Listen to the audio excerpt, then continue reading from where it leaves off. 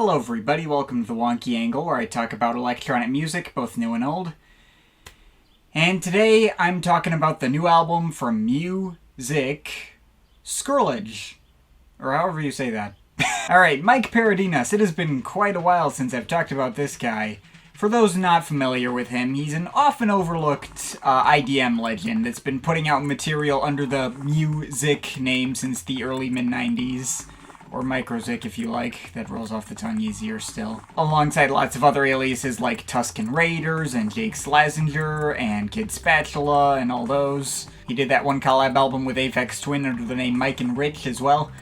He's got a super easily recognizable style. It's often very goofy and lighthearted, but is most characterized by the way he loves progressively piling tons of sounds on top of each other to create super dense and chaotic mixes. Oh yeah, and of course he's the founder of a little electronic music label called Planet Mu. Hopefully you've at least heard of this label through their releasing the likes of Venetian Snares, Jlin, RP Boo, Itel-Tech, Antwood, Jega, Luke Vibert, CFAX Acid Crew, Machine Drum, to name just a few. They're a big deal, and I'd say Paradinas is a pretty dang big deal to anyone who actually knows who he is. He's undoubtedly got a dedicated fan base to which I would consider myself a part of. But he's not as frequently brought up in the conversation of IDM legends, certainly not to nearly the same extent as his contemporaries on the scene like Aphex Twin and Outtaker and Square Pusher, and I could not tell you why. I have covered him twice before on this channel, or 3 times if you count expert knob twiddlers. But yeah, back in 2018 I reviewed his archive comp Challenge Me Foolish. If you want the full and brief segment with my thoughts on his previous albums, you can find it there. And then later I also reviewed his 1994 sophomore album, Bluff Limbo, as a Patreon request. Spoilers, that album is not only my favorite of his overall, but it's also one of my favorite IDM albums of all time, and you should absolutely listen to it if you haven't already. Stone cold masterpiece in my eyes. But anyway, while Paradinas has been anything but quiet the past few years, mostly just dropping a metric ton of archive material and stuff under his side aliases, the last time he actually put out a main studio album under the µ-Ziq name was back in 2013 with Chewed Corners.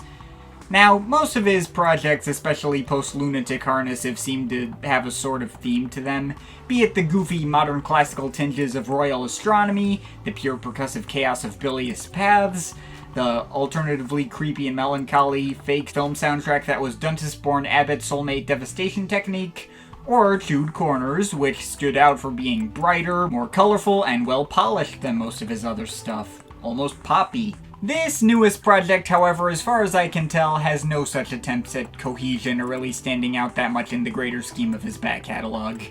You could practically call it his quarantine album. I'm told he came up with it during, like a holiday with his family during lockdown, and the album is named after, like, a small village in Wales near where he was making it. There's not really anything tying these tracks together, but neither is it so wildly varied as for that to be part of the appeal, like with Bluff Limbo. It's just a collection of 10 tracks by Paradinas, take it or leave it, and it doesn't particularly sound like he was just, like, bringing his absolute A-game to this one. That said, I still had a lot of fun with it. I mean, if this is Paradinas on autopilot, he still put a lot more life, energy, and uniqueness into this project than, say, many of his contemporaries did into their more recent disappointments. I'll take this over, like, Square Pusher's Be Up a Hello or Outtaker's Sign In Plus. And I have heard projects from Paradinas that have elicited that similar, just tired and underwhelmed reaction out of me.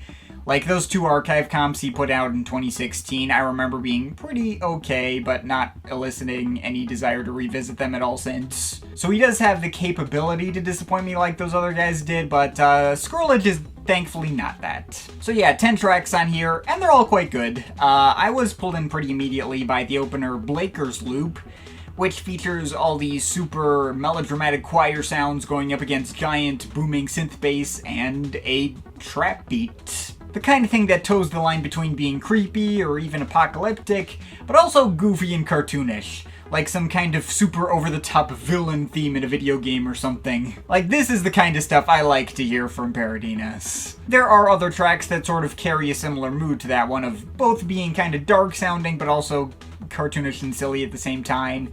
See the same choir sounds going over some more dissonant synth melodies and clattering beats on the track Murker. That also feels like some kind of deserted IDM Halloween theme. That one's fun. And there are more deserted and sparse-sounding tracks that don't stand out as much. See the mildly unnerving synth pads of Cleaning being tonally undercut by the much more playful-sounding beats and wobbly synth bass, and the somewhat dull and repetitive loops of synth leads and drum machine beats going over barely present fake orchestral sounds, and adding up to something that wouldn't have felt out of place on I Care Because You Do. And the shifting breakbeat loops and pianos on Slade Treacher. Tracks like these do have a lot of, melodic choices and unnerving sounds that might be creepier and more immersive if they were not on a µ-Ziq album and he wasn't giving them his usual jokier and more lighthearted flair. But heck, I wouldn't have it any other way. All these tracks are still good. But as much as this project does sort of carry that more deserted vibe, there's also just as much of it that, wanders around into the typical µ-Ziq style of chaotic beats and bright melodies. Take the second track, Preston Melodics, with its marching, hyperspeed snares that sound like they're leading up to some giant banger, but instead slowly being enveloped by some much more toned-down layers of chill synth melodies. Which, still bangs regardless, but, does feel warmer and more heartfelt than that first 10 seconds would have you believe.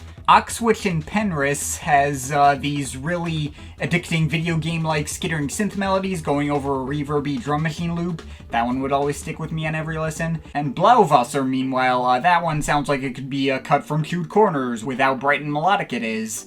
The beats are still as skittery as always, but slightly toned down, taking a backseat to all the mood-brightening layers of synth melodies, and I even could have sworn I heard a cheesy 80s saxophone way in the background.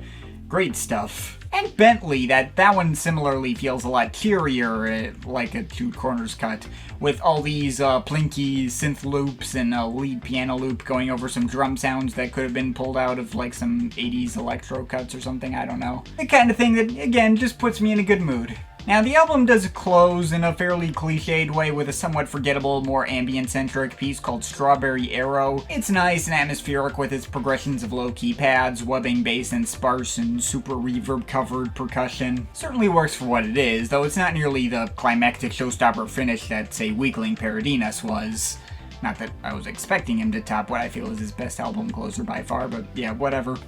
So that's everything on Scurlage, and while I don't think this album has any of my favorite cuts from him ever, I still found myself enjoying it from start to finish. There were no clunker tracks on here, or even anything that felt like filler. The album is really tight and ducks out after a mercifully short 45 minutes, just gets in and gets out and gives you what you want. And so far it hasn't worn out with repeat listens either, like Challenging Me Foolish did. I can't imagine you're gonna get any kind of, mind-blowing experience out of this. I don't think I'd consider it one of his better albums. I don't see this becoming a favorite of the year or anything. But as unambitious as it is, I can't really point to anything here that I didn't at least generally like. And I, for one, am more than happy to see that Mike Paradinas has still not lost his touch even after all this time.